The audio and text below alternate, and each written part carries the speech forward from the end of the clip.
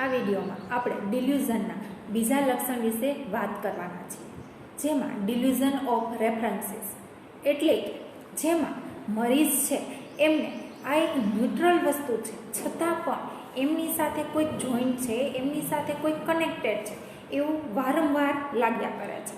જેમ કે આપણે જોવા જઈએ કે કોઈ પેશન્ટ છે હોસ્પિટલમાંથી નીકળે છે અને કોઈ બે વ્યક્તિ વાતચીત કરે છે તો એમને એવું જ લાગે કે આ બંને વ્યક્તિ મારા વિશે જ વાતચીત કરે છે.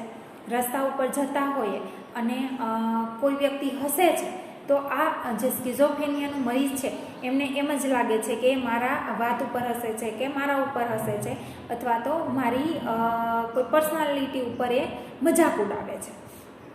તો આ જે ડિલ્યુઝન ઓફ રેફરન્સીસ છે જેમાં વ્યક્તિને કોઈને કોઈ વસ્તુ છે કનેક્ટેડ પોતાનાથી જોઈન્ટ છે એવું જ લાગે છે. ઘણીવાર આ સ્કિઝોફ્રેનિયામાં નેગેટિવિટીના સિમ્ટમ્સ પણ જોવા મળતા હોય છે, જેમ કે પાર્ટનર ઉપર શક. જો મેલ છે તો એમને વારંવાર એમની વાઇફ છે ફિમેલ પ્રત્યે વારંવાર એવો શક જાય કે એને કોઈની સાથે અફેર છે એટલા માટે જે મારા ઉપર ધ્યાન નથી આપતા.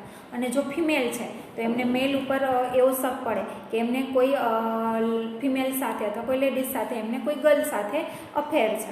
તો વારંવાર છે એ આવા શક પણ જોવા મળતા હોય છે.